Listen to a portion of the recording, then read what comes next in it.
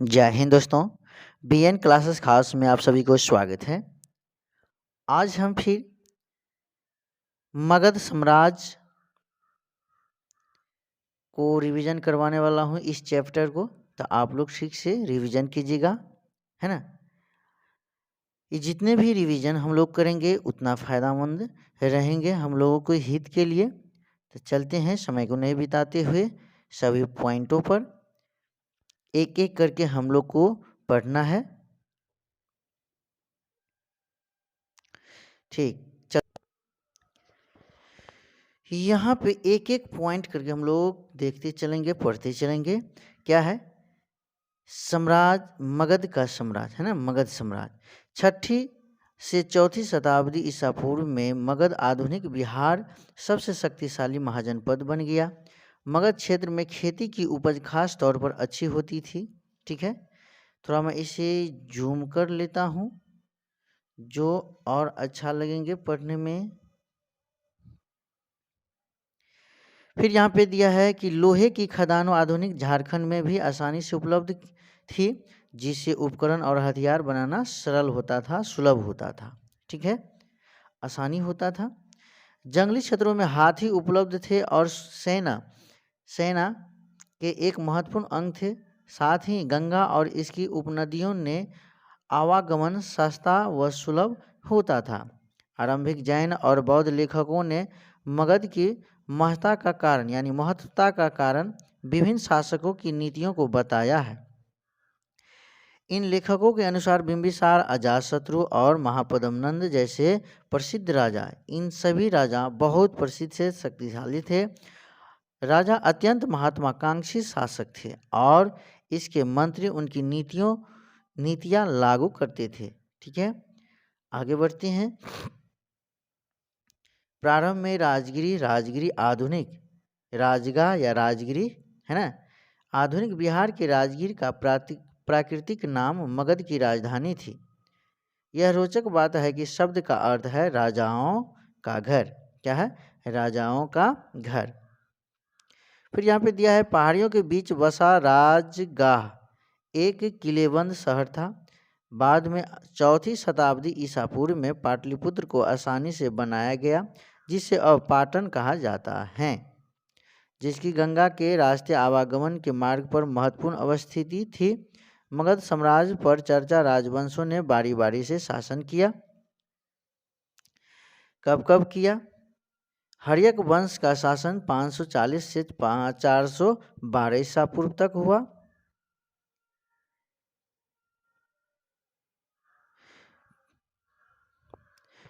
फिर यहाँ पर शिशुनाग राजवंश 412 से 344 ईसा पूर्व। फिर नंद राजवंश 344 से 322 ईसा पूर्व। फिर मौर्य राजवंश 322 से 150 ईसा पूर्व। पढ़ते हैं हम हर्यक वंश का राजवंश के बारे में। हर्यक राजवंश, मगध साम्राज्य हर्यक राजवंश के शासनकाल में शक्तिशाली साम्राज्य के रूप में उभरा। फिर अगला पॉइंट यहाँ पे दिया है, अगला पॉइंट यहाँ पे दिया है दोस्तों, बिंबिसार। बिंबिसार हर्यक राजवंश का संस्थापक बिंबिसार था। बिंबिसार ने वैवाहिक संबंधों द्वारा अपने साम्राज्य का विस्तार किया। इसने कौशल नरेश प्रसेनजीत की बहन महाकोशला से विवाह करके काशी दहेज में प्राप्त किया। कौन? तो बिंबिसार। ये बिंबिसार राजा है दोस्तों।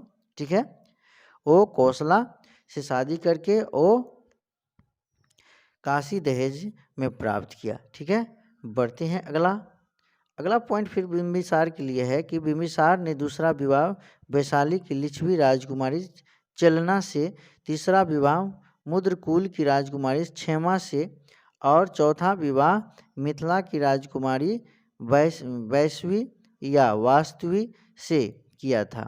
देखिए कितना विवाह करके अपना राज को आगे बढ़ाया, है ना दोस्तों। जो बंदी जीवन में सेवा सत्कार की थी। बिंबिसार की पुत्र अजातशत्रु की माता चलना थी। बिंबिसार के पुत्र अजातशत्रु की माता चलना थी, यानी कि बिंबिसार के पुत्र अजातशत्रु का माता का नाम चलना, है ना। क्योंकि पत्नी तो ज़्यादा थे ना, तो इसीलिए नाम दे दिया गया है कि अजातशत्रु किसका बेटा था, तो चलना की, है ना। चलिए बढ़ते हैं आगे। जीवक नामक राजवैद्य बिंबिसार के दरबार में रहता था। अवंती नरेश चंड प्रोघोत महासेन की चिकित्सा हेतु बिंबिसार ने जीवक को भेजा था। अजातशत्रु के बारे में पढ़ते हैं, जो बिंबिसार का बेटा थे, जो चलना का पुत्र। चलिए, अजातशत्रु अपने पिता बिंबिसार की हत्या करके गद्दी पर बैठा। अजातशत्रु का अन्य नाम कुनिक था। अजातशत्रु का अन्य नाम कुनिक, कुनिक नाम से भी जाना जाता था। इसे अपने मंत्री वस्कार व सुनीड की सहायता से काशी तथा वज्जी को जीत लिया था। इसमें सोन एवं गंगा नदी के संगम पर पाटलीग्राम नामक शहर बसाया था। किसने? अजातशत्रु ने, जिसे अभी वर्तमान में पटना के नाम से जाना जाता है। फिर उदाइन जो है, उदाइन अपने पिता अजातशत्रु की हत्या करके गद्दी पर बैठ गया, यानी बिंबिसार का पुत्र अजातशत्रु, जो चलना का पुत्र था अजातशत्रु का, बिंबिसार का पुत्र अजातशत्रु, अजातशत्रु का पुत्र उदाइन, है ना। उदाइन ने अपने पिता अजातशत्रु की हत्या करके प्राप्त किया था। इसे पाटलिपुत्र की स्थापना की। कौन? उदाइन। उदाइन ने नाम क्या रख दिया? पाटलिपुत्र। उसे अपने साम्राज्य की राजधानी बनाया। हर्यक वंश के सभी शासकों ने अपने पिता की हत्या करके, है ना, गद्दी पर किया था। इसीलिए इस वंश को पितृहंता वंश कहा जाता है। क्यों पितृहंता वंश रखा गया है? कि अपने पिता को मार करके उस राजा के पद पे बन जाना, इसीलिए इस वंश को पितृहंता राजवंश के नाम से जाना जाता है। याद रखेंगे दोस्तों, बहुत भी यह पॉइंट है। हर्यक राजवंश का अंतिम शासक नागदशक था। हर्यक वंश का अंतिम शासक क्या था? तो नागदशक था। चलते हैं फिर शिशुनाग वंश पर। शिशुनाग वंश के बारे में हम लोग जानकारी लेते हैं कि नागदशक की हत्या करके उसके अमात्य शिशुनाग वंश की स्थापना की। शिशुनाग ने वैशाली को अपनी राजधानी बनाया। फिर पटना से कहाँ आ गया? वैशाली, है ना, राजधानी। शिशुनाग ने वैशाली को अपनी राजधानी बनाया। उसे अवंती तथा वत्स राज को जीतकर मगध साम्राज्य में शामिल कर लिया था। शिशु राजवंश के शासन काल अशोक को काकवर्ण के नाम से भी जाना जाता है। शिशुनाग वंश राजवंश के शासक को कालाशोक को और किस नाम से जाना जाता है? तो काकवर्ण के नाम से भी जाना जाता है। ठीक है। फिर यहाँ पे दिया है, कालाशोक ने पाटलिपुत्र को पुनः राजधानी बनाया, यानी पाटलिपुत्र यानी पटना को। शिशुनाग राजवंश का अंतिम शासक कौन थे? तो नंदीवर्मन थे। कौन थे? नंदीवर्मन थे। वो याद रखेंगे हम लोग। फिर यहाँ पे देखते हैं नंदवंश के बारे में हम लोग जानकारी लेते हैं। फिर यहाँ पे नंदवंश के बारे में जानकारी जो लेंगे तो यहाँ पे पॉइंट को पढ़ना होगा। शिशुनाग राजवंश के बाद मगध साम्राज्य में नंदवंश की स्थापना महापद्म नंद ने की थी। महापद्म नंद उग्रसेन तांत्रक एक राट, है ना, एक छत्र जैसी उपाधियां हासिल की। किसने एक की? महापद्म नंद ने। पुराणों में महापद्म नंद सिद्ध शूद्र की संतान कहा गया है। पुराणों में महापद्म नंद को शूद्र की संतान कहा गया है। सिंचाई हेतु नहर का निर्माण करने वाला पहला शासक महापद्म नंद ही था। फिर यहाँ पे देखते हैं दोस्तों अगला पॉइंट। नंदवंश का अंतिम शासक धनानंद था। इसे यूनानी विवरण में अग्रमीज तथा जंद्रमीज कहा गया है। धनानंद सिकंदर का समकालीन था। धनानंद की हत्या करके चंद्रगुप्त मौर्य ने मौर्य वंश की स्थापना की। एक प्रारंभिक समाज के बारे में हम लोग को जानकारी लेते हैं। फिर यहाँ से हम लोग चले जाएंगे मौर्य काल में। ठीक है। मगध के शासक के साथ साथ मौर्य साम्राज्य का उदय हुआ। मौर्य साम्राज्य के संस्थापक कौन थे? तो चंद्रगुप्त मौर्य थे। लगभग 322 ईसा पूर्व का शासन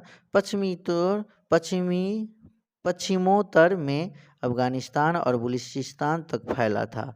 उनके पौत्र अशोक, जिन्हें आरंभिक भारत का सर्वप्रसिद्ध शासक बन सकता है, ने कलिंग आधुनिक उड़ीसा पर विजय प्राप्त की।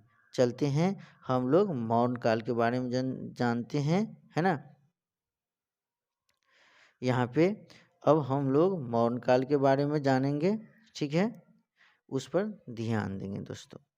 चलिए, फिर यहाँ पे देखा जाता है कि मौर्य वंश के बारे में जो हम जानकारी लेंगे हम लोग, तो उसको पॉइंट बाय पॉइंट पढ़ेंगे। मौर्य साम्राज्य के इतिहास की रचना के लिए इतिहासकारों ने विभिन्न प्रकार के स्रोतों का उपयोग किया है। इसमें पुरातात्विक प्रमाण भी शामिल है। विशेषतया मूर्तिकला, मौर्यकालीन इतिहास के पुनर्निर्माण हेतु समकालीन रचनाएं भी मूल्यवान सिद्ध हुए हैं। जैसे चंद्रगुप्त मौर्य के दरबार में आए यूनानी राजदूत मेगास्थनीज द्वारा लिखा गया है क्या? तो मेगास्थनीज द्वारा लिखा गया है इंडिका। क्या लिखा गया है? इंडिका।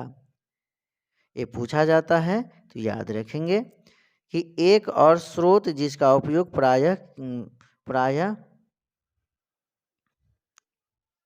प्रायः अर्थशास्त्र इसकी रचना कौटिल्य या चाणक्य ने की थी, जो चंद्रगुप्त के राजनैतिक गुरु और प्रधानमंत्री थे। चंद्रगुप्त को प्रधानमंत्री कौन थे?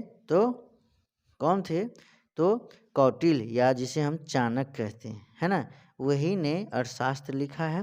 कौटिल्य ने अपने ऊपर निर्भर पत्नी और बच्चों के लिए समुचित व्यवस्था किए। भिक्षु बनने वाले व्यक्ति के दंड की व्यवस्था की थी। अर्थशास्त्र में बिक्री कर नहीं देने वाले के लिए मृत्युदंड का प्रावधान किया गया था। जो बिक्री कर नहीं देता उसको मृत्यु दंड दिया जाता था। ठीक है, देखिए कैसे कैसे राजा थे। अशोक वह पहला सम्राट था जिसने अपने अधिकारियों और प्रजा के लिए संदेश प्राकृतिक पत्थरों और पॉलिश के लिए हुए स्तंभों पर लिखवाए थे कि अशोक ने अपने शिलालेखों के माध्यम से धम्म का प्रचार किया। किसका प्रचार किया? धम्म का प्रचार किया। किसने? तो अशोक ने। मौर्य वंश के शासक कौन? मौर्य वंश के शासक कौन कौन थे? तो चंद्रगुप्त मौर्य के बाद बिंदुसार के बाद अशोक के बाद कुणाल। तो ये पूछा जाता है चीन, तो याद रखेंगे अशोक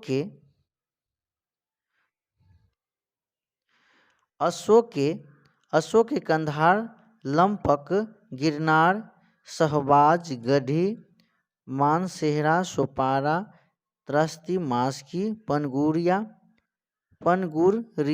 टोपरा, है ना, कलासी, बहापुर, मेरठ, सांची, गुज्जर, ब्रह्मगिरी, हाँ, एरागुडी, अश्वनाथ, कौशाम्बी, सारनाथ, इलाहाबाद, लुम्बिनी, रामपुरवा, लौरिया, अरेराज, हाँ, जौगर, धौली। ये सभी जो है जगह का नाम है दोस्तों। इसको थोड़ा हम लोग क्या करेंगे, याद रखेंगे। यहाँ पे पॉइंट दिया है कि अर्थशास्त्र के अनुसार उत्तर पश्चिम कंबल के लिए और दक्षिण भारत सोने और कीमतों पत्थर के लिए प्रसिद्ध था। ठीक है, कर नियमित ढंग से तथा नजराना और नियमित रूप से जब भी संभव हो इकट्ठा किया जाता था।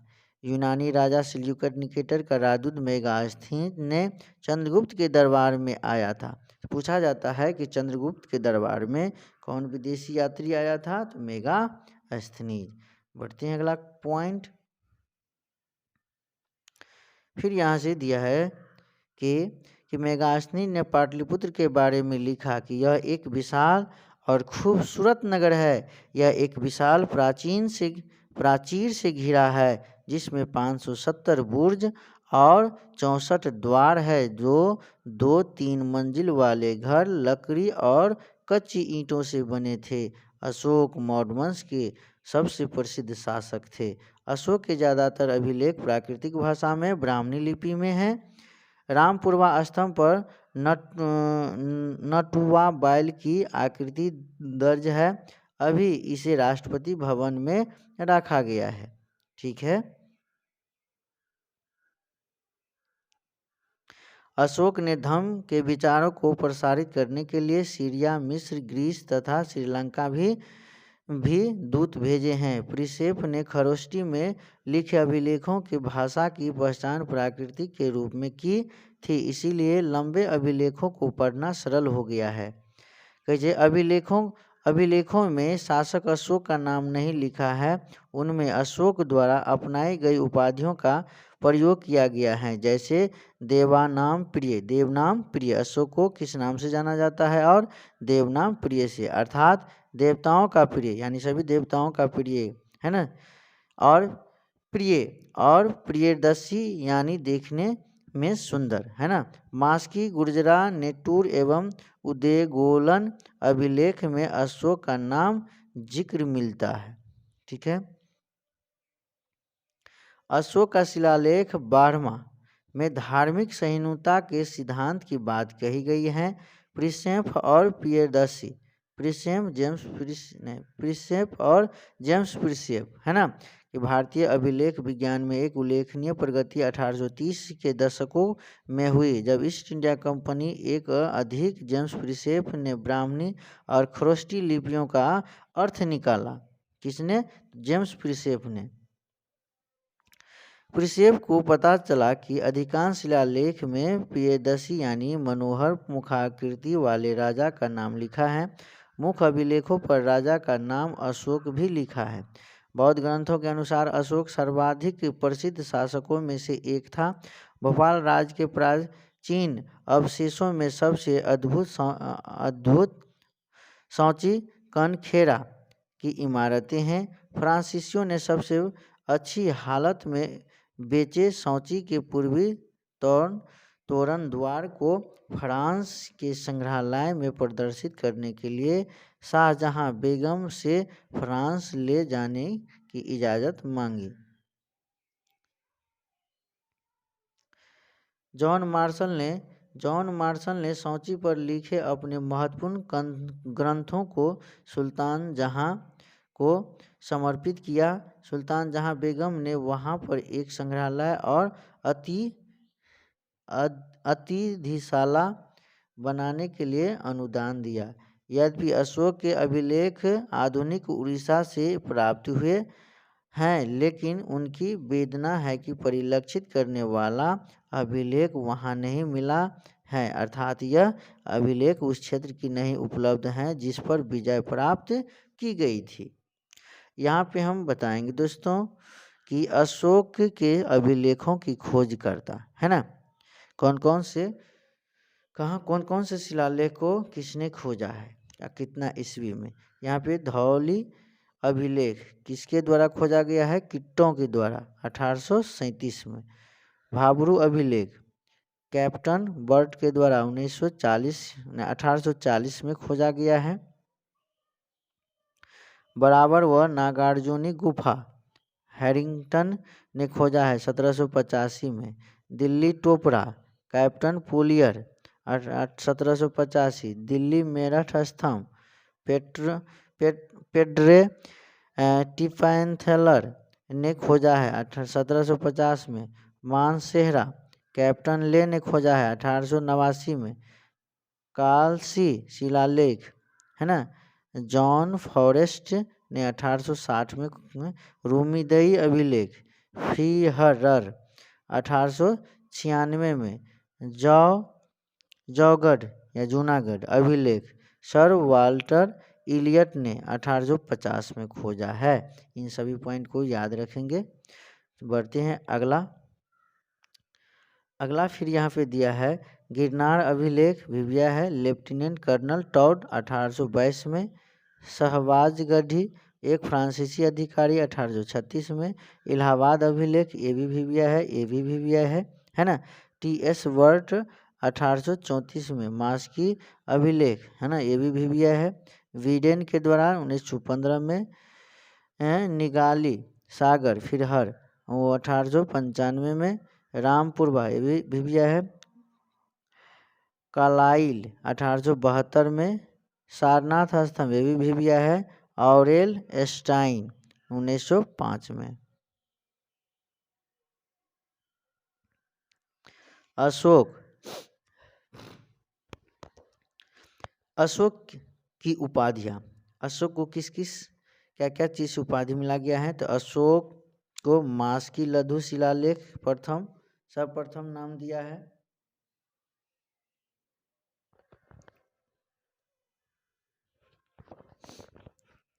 फिर यहाँ पे दिया है दोस्तों कि देवनाम प्रियेश अशोक राजा गुर्जरा अभिलेख शिलालेख, अशोक मौर्य रुद्रदामन का जुनालेख अभिलेख, पियदसी राजा बराबर गुहा लेख, पियदसी राजा मगध भाबरू बैराट लघु शिलालेख, पियदसी राजा कंधार बृहद शिलालेख दीपवंश महावंश, अशोक वर्धन पुराण, है ना। ये सभी को क्या करना है? पढ़ना है, रिवीजन करना है। अशोक वर्धन पुराण, राजा अशोक नेटुर लघु शिलालेख, राजा अशोक देवनाम प्रिय उद्दोलन लघु शिलालेख। ठीक है। साम्राज्य का प्रशासन, साम्राज्य का प्रशासन मौर्य साम्राज्य के 5 प्रमुख राजनीतिक केंद्र थे।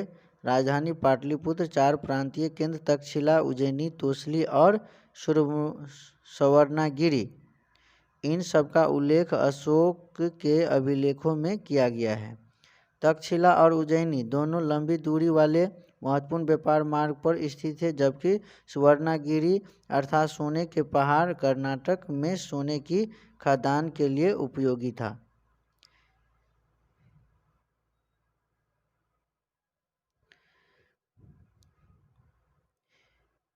फिर यहाँ पे दिया है कि साम्राज्य के संचालन के लिए भूमि और नदियों दोनों मार्गों से आवागमन बना रहना अत्यंत आवश्यक था।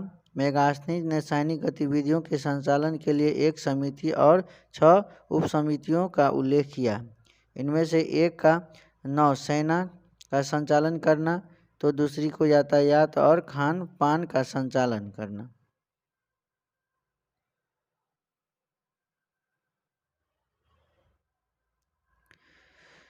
छह उपसमितियां का उल्लेख है। इनमें से एक का नौसेना का संचालन करना, दूसरी यातायात खान पान का संचालन करती थी, तीसरी का काम पैदल सैनिकों का संचालन, चौथी का अश्वारोहियों, पांचवी का हाथियों तथा छठी का काम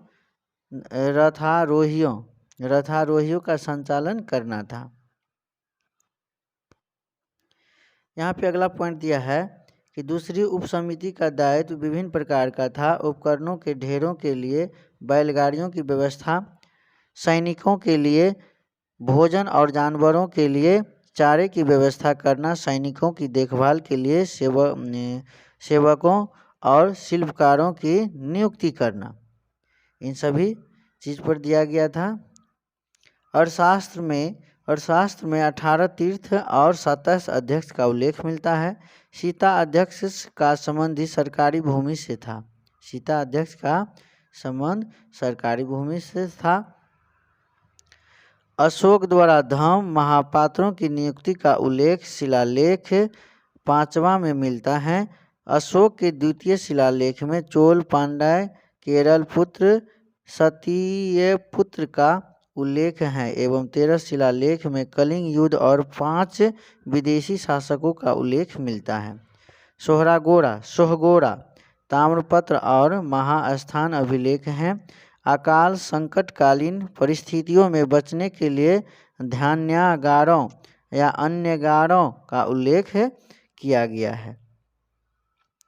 जैसे इंडिका में मेगास्थनीज ने व्यवसाय के आधार पर भारत समाज को 7 वर्गों में विभक्त किया गया है। मेगास्थनीज जी के द्वारा जो इंडिका लिखा गया है, जो इसमें 7 भाग में विभाजित किया गया है। और कौन कौन? दासी, फिर किसान, अहीर, कारीगर, सैनिक, निरीक्षक और सभासद और शासक वर्ग। ठीक है,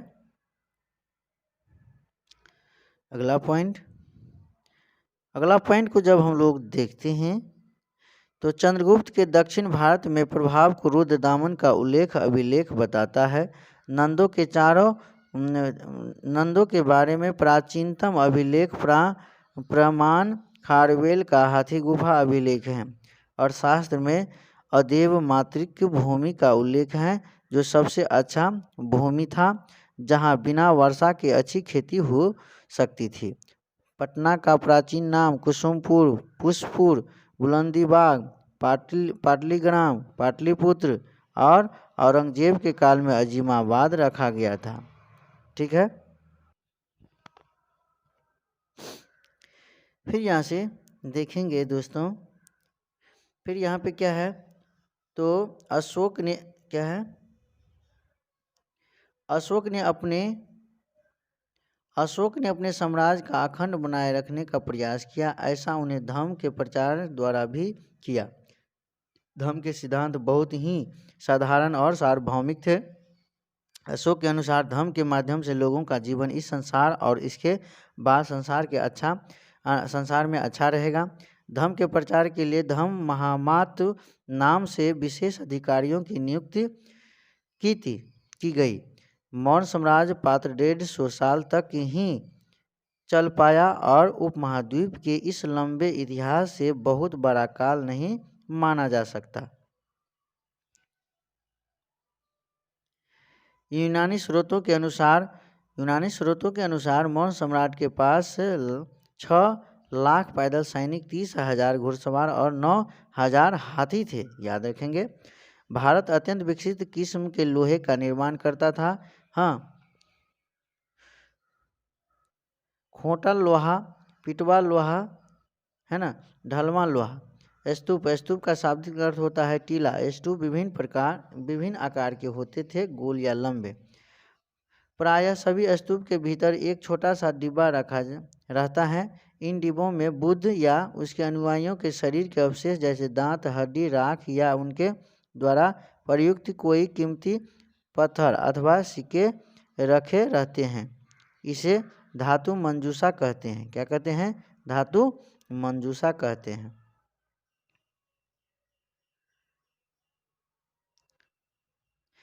प्रारंभिक स्तूप धातु मंजूषा के ऊपर रखा मिट्टी का टीला होता था। बाद में टीले को ईंटों से ढक दिया गया। स्तूप के चारों ओर परिक्रमा करने के लिए वृत्ताकार पथ बना होता था, जिसे प्रदक्षिणा पथ कहते थे। इसे रास्ते को रेलिंग से घेरा जाता था, जिसे वेदिका कहते। वेदिका में प्रवेश द्वार बने होते थे। रेलिंग तथा तोरण प्रायः मूर्तिकला की सुंदर कलाकृतियों से सजे होते थे। मंदिरों का सबसे महत्वपूर्ण भाग गर्भगृह होता था, जहां मुख्य देवी देवता की मूर्ति को रखा जाता था। गर्भगृह है ना, जहाँ पे रखा जाता है ना। जैसे अभी राम मंदिर को बनाए, वहाँ पे जहाँ पे हमारे राम भगवान को जहाँ पे स्थापित किए होंगे, है ना, उसी जगह को क्या कहते हैं? गर्भगृह, है ना। चलिए, गर्भगृह में ही पुरोहित धार्मिक अनुष्ठान करते हैं। अक्सर गर्भगृह को एक पवित्र स्थान के रूप में दिखाने के लिए भारत भीतर गांव जैसे मंदिरों में सबसे ऊपर काफ़ी ऊंचाई तक निर्माण किया जाता है, जिसे शिखर कहते हैं। क्या कहते हैं? शिखर। कई मंदिरों में मंडप होता था, जो सभागार होता था। अब चलते हैं हम लोग थोड़ा मौर्य प्रशासन, है ना, मौर्य एडमिनिस्ट्रेशन के बारे में जान लेते हैं, है ना। एक में महामंत्री, क्या है? महामंत्री, प्रधानमंत्री, पुरोहित, राजा का प्रमुख सलाहकार, सेनापति, सशस्त्र सेना का प्रधान, युवराज, राजा का ज्येष्ठ पुत्र, द्वारिक, द्वारपाल, दंडपाल का पुलिस का प्रधान अधिकारी, समाहर्ता, आय संग्रह करता। ठीक है, इन सभी पद पर सब अवस्थित थे। फिर यहाँ पे दिया है प्रदेष्ट्रा कमिश्नर हुआ करते थे। क्या है? चौर नगर का कोतवाल हुआ करते थे। नायक नगराध्यक्ष होता है। कर्मांतिक खनन एवं कारखानों का अध्यक्ष हुआ करते थे। सन्निधाता राजकोष का अध्यक्ष। व्यवहारिक मुख्य न्यायाधीश। मंत्रिमंडलाध्यक्ष मंत्रिमंडल का अध्यक्ष को कहते थे। अंतपाल सीमावर्ती दुर्गों का रक्षक करने वाला को कहते थे। दुर्गपाल देश के अंदर दुर्गों का रक्षक करने वाला को कहा जाता था। अंतर्वैदिक अंतःपुर का रक्षाधिकारी को कहा जाता था। प्रशास्त्र काराधर अधिकारी राजकीय आदेशों के लिपिबद्ध कराने वाला अधिकारी तथा राजकीय कागजातों को सुरक्षित रखने वाला प्रमुख अधिकारी को कहा जाता था प्रशास्त्र। सॉरी दोस्तों, आगे फिर देखते हैं कौटिल्य के अर्थशास्त्र में अमात्यों के नीचे कार्यरत 27 अध्यक्ष सुप्रिंटेंडेंट का उल्लेख है, जिनमें से कुछ प्रमुख अग्रलिखित हैं। मुद्राध्यक्ष राजकीय मुद्रा का नियंत्रण करने वालों को। कोषाध्यक्ष खजाने का प्रधान को। अक्षपटलाध्यक्ष लेखा विभाग प्रधान को। अकराध्यक्ष खानों का प्रधान को। नगराध्यक्ष नगर शासन का प्रबंधन को। लक्षणाध्यक्ष मुद्रा व्यवस्था का प्रधान को। पाण्याध्यक्ष व्यापार विभाग का प्रमुख को।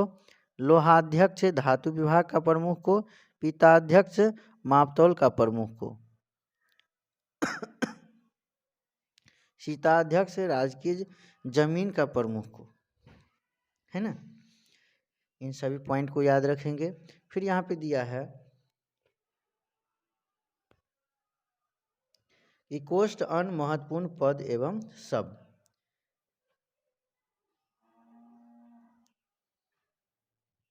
कौन सा शब्द कौन से पोस्ट के लिए होते थे? कि रक्षी साधारण पुलिस, गुड पुरुष गुप्तर विभाग, संस्थान एक स्थान पर कार्य करने वाले गुप्तचर, संचारण धूम कर काम करने वाले गुप्तचर, राजुका जनपदीय न्यायालय की न्यायाधीश, चक्र मौर्यकालीन प्रांत को, विषयपति जिलाधिकारी को, स्थानिक अनुमंडलाधिकारी को,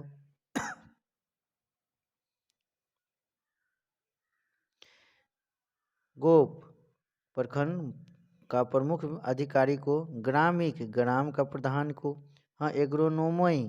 एग्रोनोमोई राजमार्गों का प्रबंधन को, रूपाजीवा मौर्यकालीन वेश्याएं को कहा जाता था, भिस्ती मौर्यकालीन में व्यापार करने वाले को, सीता मौर्यकालीन राजकीय भूमि को यानी सरकारी भूमि को, हस्तीवन हाथों वाले वन को, ये सभी नाम से जाना जाता था। दर्भ वन खनिज वालों वन, वार्ता कृषि पशुपालन उद्योग व्यापार पर आधारित आर्थिक जीवन को।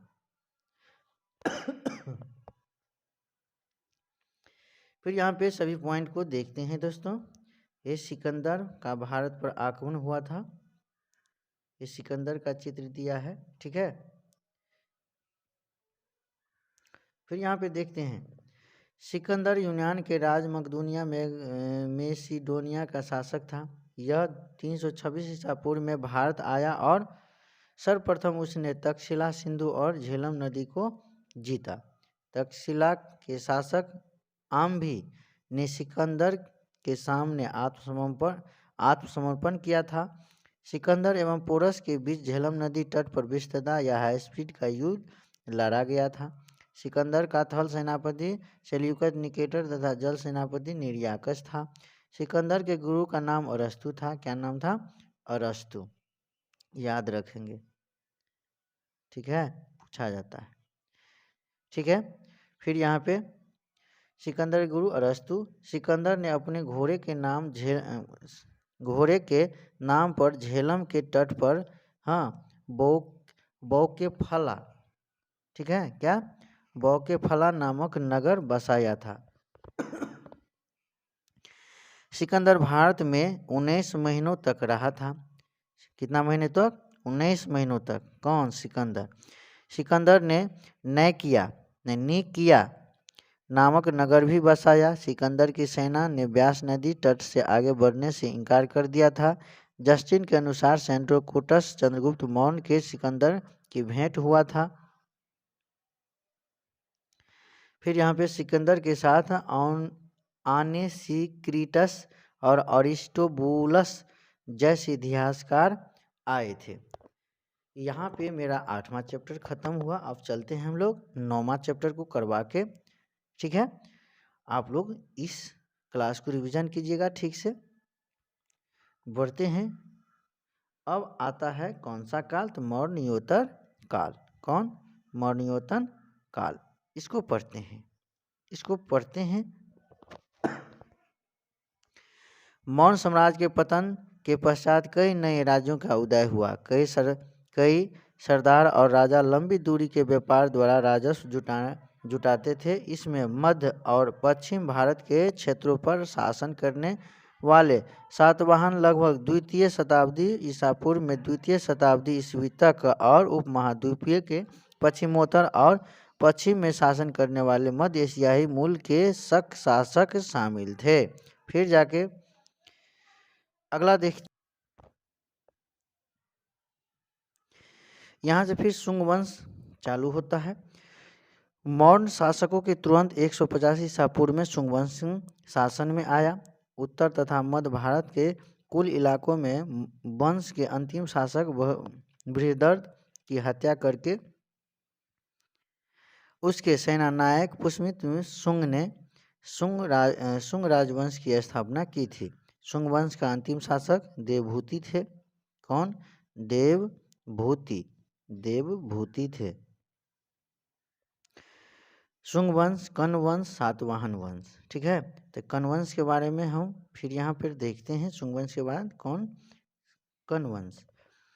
फिर यहाँ पे कण्व वंश के संस्थापक वासुदेव कण थे। अंतिम शासक सुशर्मन थे। कौन थे? सुशर्मन। अगला पॉइंट यहाँ पे आंध्र सातवाहन वंश आया। इसका संस्थापक सिमुक राजधानी प्रतिष्ठान। सातवाहन वंश का राजधानी प्रतिष्ठान। इसका संस्थापक सिमुक थे। सातवाहन का सबसे प्रमुख राजा गौतमी पुत्र की सातकर्णी था। श्री सातकर्णी और अन्य सभी सातवाहन शासक दक्षिणापथ के स्वामी कहे जाते थे। दक्षिणापथ शाब्दिक अर्थ दक्षिण की ओर जाने वाला रास्ता था, ठीक है। श्री सातकर्णी ने पूर्वी, पश्चिम तथा दक्षिणी तटों पर अपने सेनाएं भेजी। पश्चिम तथा मध्य भारत पर सातवाहनों ने शासक किया था। सातवाहनों ने लगभग 400 वर्षों तक शासन किया।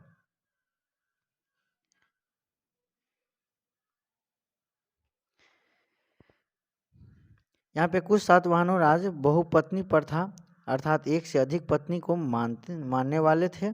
सातवाहन राजाओं से विवाह करने वाले रानियों के नामों का विश्लेषण इस तथ्यों से इंगित करता था कि उनमें नाम गौतम तथा वशिष्ठ गोत्रों से उद्धत थे जो उनके पिता के गोत्र थे।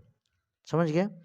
इससे प्रतीत होता है कि विवाह के बाद अपने पति कुल के गोत्र को ग्रहण करने की अपेक्षा जैसा ब्राह्मणीय व्यवस्था में अपेक्षित था, उन्होंने पिता का गोत्र नाम ही कायम रखा। सातवाहन राजाओं ने उनके मातृनाम माता के नाम से उद्धत से चित्रित या चिन्हित किया जाता था। इसे यह प्रतीत होता है कि माताएं महत्वपूर्ण थी। क्या महत्वपूर्ण थी? सातवाहन राजाओं के संदर्भ में हमें यह ज्ञात है कि सिंहासन का उत्तराधिकार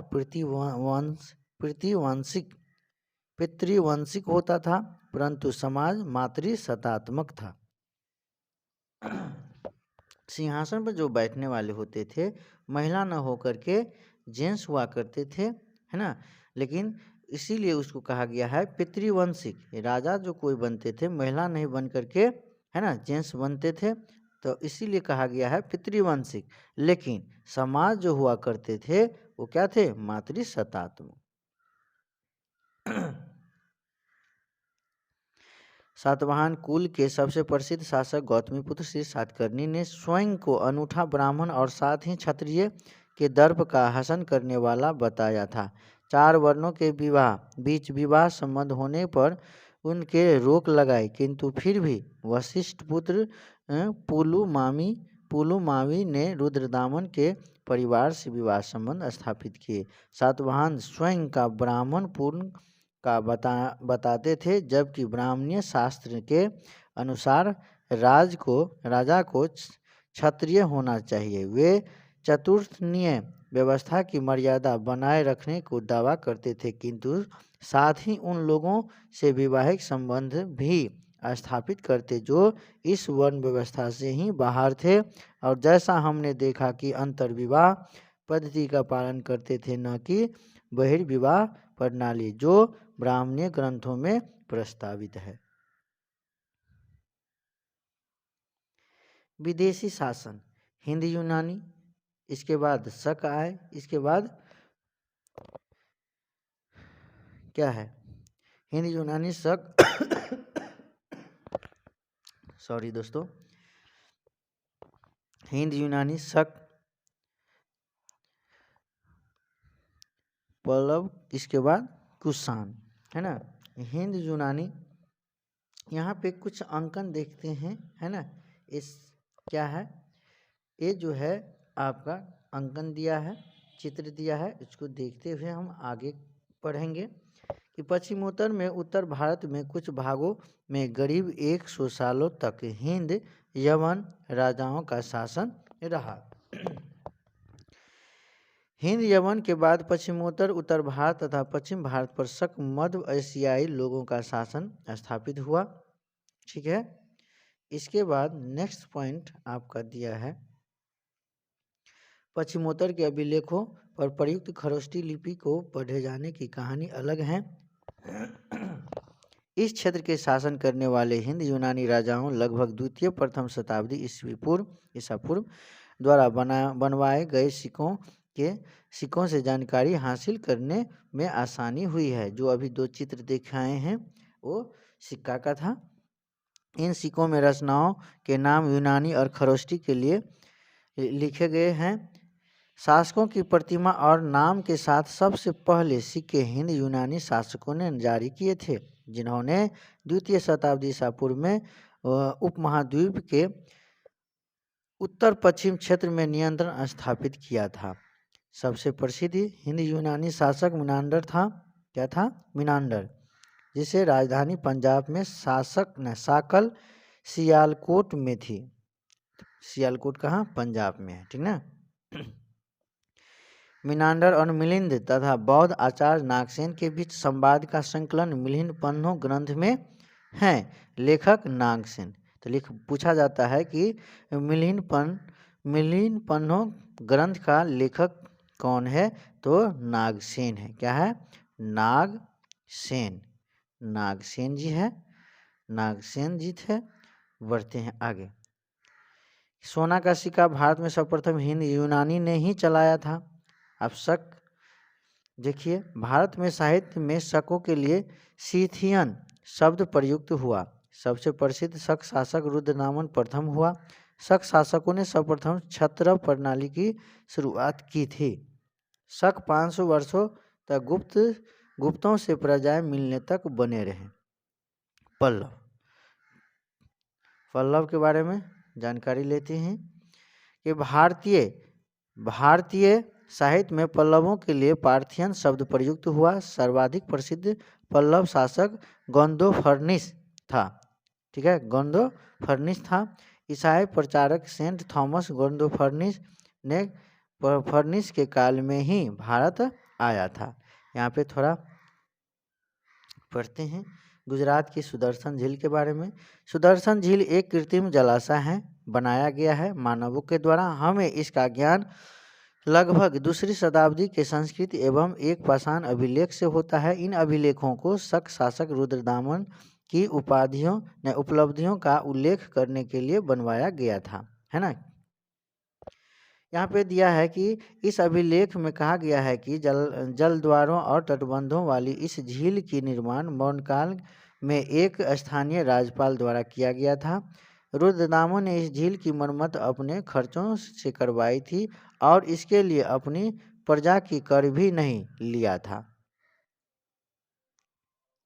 गुप्त वंश के शासक स्कंदगुप्त ने एक बार फिर इस झील की मरम्मत करवाई थी। किसने? तो स्कंदगुप्त ने।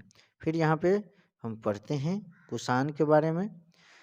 कुषाण के बारे में जब हम पढ़ते हैं तो मुझे जानकारी मिलता है कि मध्य एशिया से लेकर पश्चिमोत्तर भारत तक शासन करने वाले कुषाण शासकों ने लगभग प्रथम शताब्दी ईसा पूर्व तक इस उपाय का सबसे अच्छा उद्वहन प्रस्तुत किया।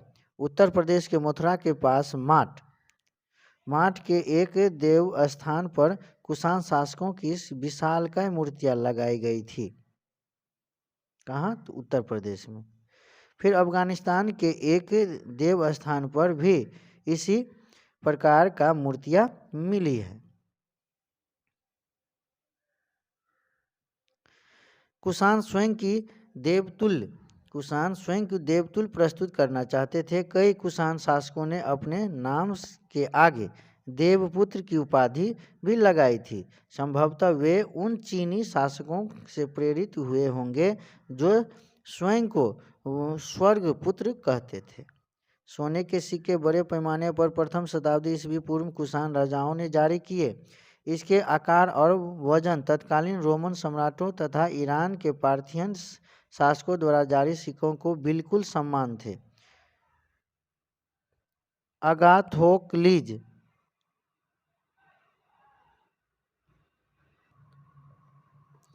यहाँ पे फिर दिया है पॉइंट कि अगाथोक्लिज के सिक्कों पर संकर्षण और वासुदेव दोनों अंकित किया गया। कनिष्क प्रथम के सिक्के पर सर्वदायम भगवान बुद्ध की मानव आकृति को अपनी स्वर्ण मुद्रा में अंकित करवाया था। तांबा प्रकार के सिक्कों पर बलि देते हुए दिखाया गया है। उत्तर और मध्य भारत के पुरास्थलों में ऐसे सिक्के मिले। सोने के सिक्के के व्यापक रूप में संकेत मिलता है कि बहुमूल्य वस्तुओं और भारी मात्रा में वस्तुओं को विनिमय किया जाता था। पंजाब और हरियाणा जैसे क्षेत्रों में चौदहवीं प्रथम शताब्दी और कबायली गणराज्यों में सिक्के जारी किए थे। पुरातत्वविदों या ध्रुवीय शासकों द्वारा, है ना, योध्य शासकों द्वारा तांबे के सिक्के हजारों की संख्या में मिले, जिनसे योद्धियों की व्यापार में रुचि और सहभागिता परिलक्षित होती है। भारतीय वास्तुकला में सुखी का प्रारंभ कुषाण काल से प्रारंभ हुआ।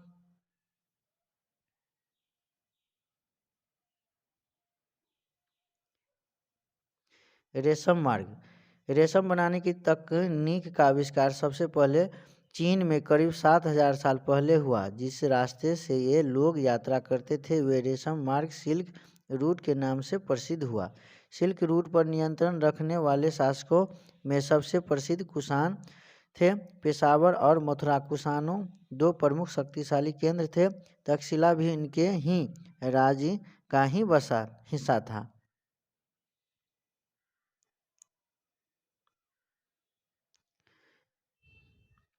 कुषाण के शासनकाल में सिल्क रूट की एक शाखा मध्य एशिया से होकर के सिंधु नदी के मुहाने के पत्तनों तक जाती थी। इस महाद्वीप में सबसे पहले सोने के सिक्के जारी करने वाले शासकों में कुषाण थे।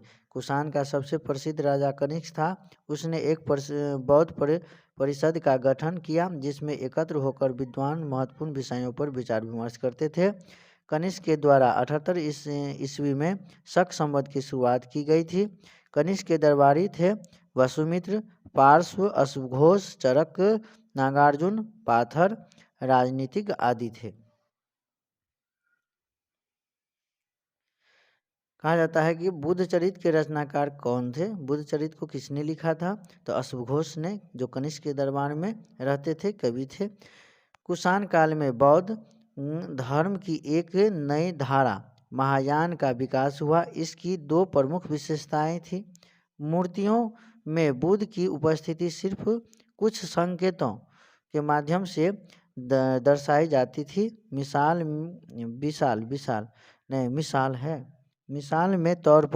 तौर पर उनकी निर्णायक प्राप्ति को पीपल के पेड़ की पूर्ति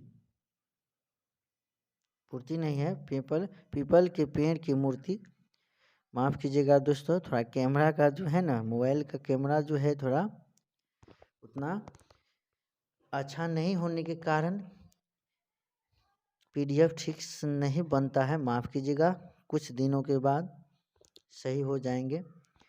फिर यहाँ पे दिया है द्वारा दर्शाया जाता है, पर अब बुद्ध की प्रतिमाएं बनाई जाने लगी। इनमें से अधिकांश मथुरा में तो कुछ तक्षशिला में बनाई जाने लगी।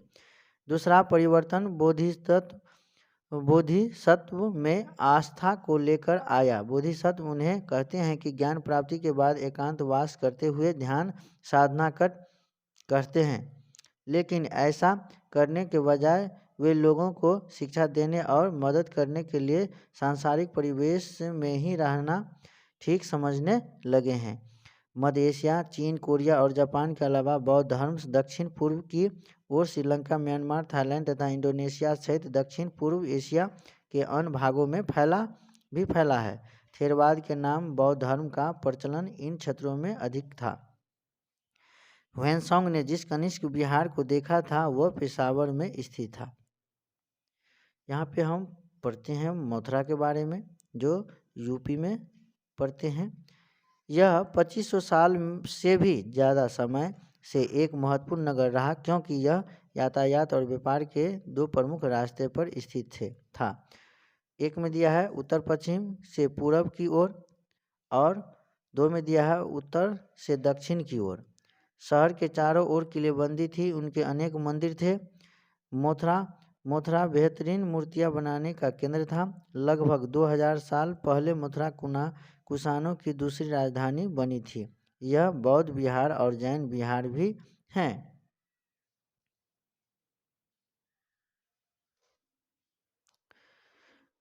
यहाँ के मूर्तियों में प्रस्तर खंडों पर अनेक अभिलेख हैं। यहाँ अभिलेखों में सुनारों, लोहारों, बुनकरों, टोकरी बुनने वाले, माला बनाने वाले और इत्र बनाने वाले का उल्लेख है। सर्वप्रथम बुद्ध की मूर्ति मथुरा कला लाल बलुआ पत्थर से में बनाई गई। सर्वाधिक मूर्तियाँ गांधार शैली कला बलुआ पत्थर में बनाई गई हैं। चलिए, फिर यहाँ पे दिया है शिल्प। उत्तरी काले चमकीले पात्र मिले हैं। उत्तर में वाराणसी तथा दक्षिण में मदुरै तक प्रसिद्ध केंद्र थे। शिल्पकार तथा व्यापारी का श्रेणी बैंक के रूप में कहलाता था।